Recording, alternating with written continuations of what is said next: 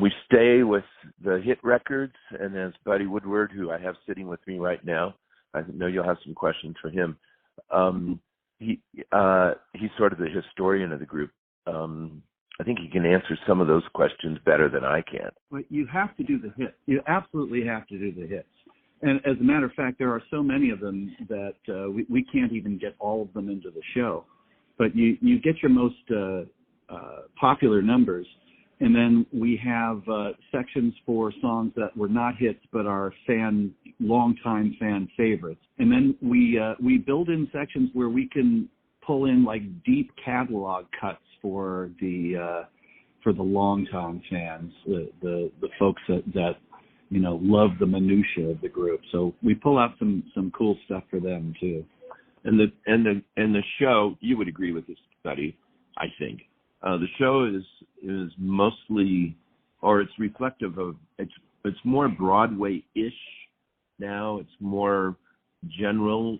We present the show, and we have there's a lot of dialogue, and as people tell us after the show, they say, well, we love the music, but we really like the stories.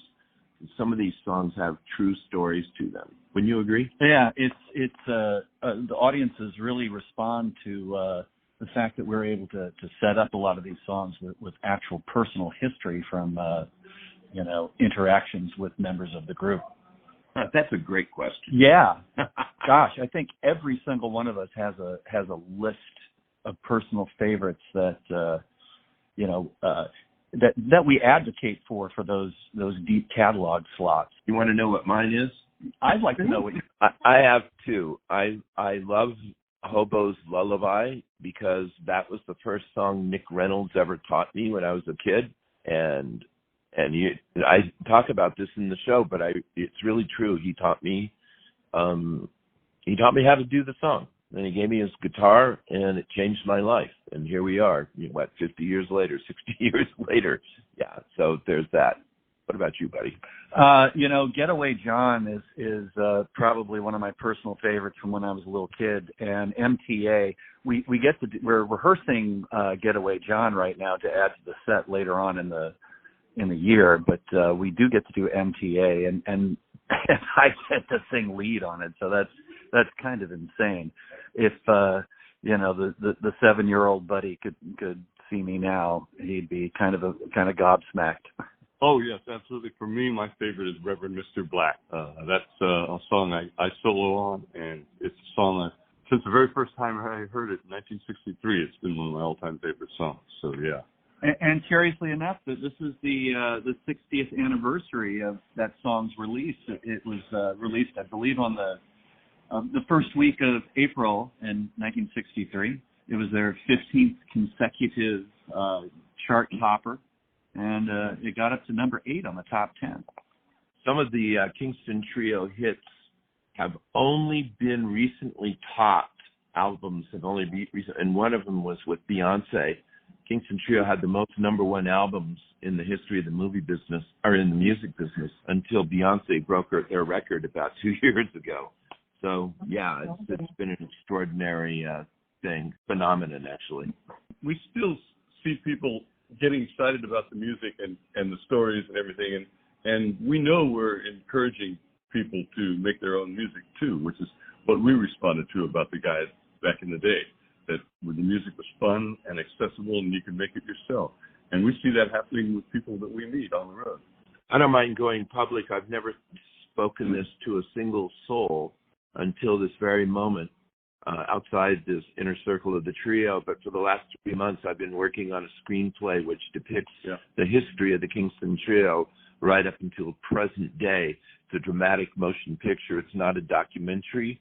I have an A-list Hollywood director attached and top flight Hollywood financing in place for a 2024 start date in the summer of 2024. So we're hoping that a motion picture would do a lot to elevate the music and the perception of the trio. And, I would love to see a folk boom happen again with all young people. You know what I mean? So absolutely happen. It could happen. Hold on 1 second. Do you have anything to add to that, Tim? Just that the whole business of acoustic music, which is what the trio is all about, is accessible. People can pick a guitar off the wall, learn 3 chords, make their own music. That's always been one of the captivating aspects of folk music revival of the late 50s, early 60s, and why so many people responded to it, because you could make your own music. Every few years when there's something like A Mighty Wind or Inside Llewellyn Davis or Oh Brother, Where Art Thou or something like that comes out, like every 10 years a movie like that comes out and sparks off a big acoustic music revolution. It just keeps coming back. I think America just loves acoustic music that reflects its roots. And a little side story, and I told it this the other night in one of our concerts. Carlos Jobim once told Nick Reynolds that before you can consider yourself to be a world-class guitarist, you needed to know 1,500 chords. And Nick Reynolds said to Carlos Jobim, yes, but you can change the world with just 3. And as it turned out, with Tom Dooley, they changed the world with just 2 chords. Our concert is 2 hours long. It'll include all of the hits. It will include, as Buddy said earlier, the fan favorites. It'll include some incredibly detailed and interesting but provocative and compelling stories. We think they're interesting. We think they're interesting. and if you ask nicely, Tim will do an interpretive jazz dance. Maybe not. With banjo. With banjo. And tutu. They can expect an extraordinary show. And it's going to be a fun time. It'll be a fun night. One of the things that we strive to do is have a lot of fun on stage ourselves, because we remember the guys.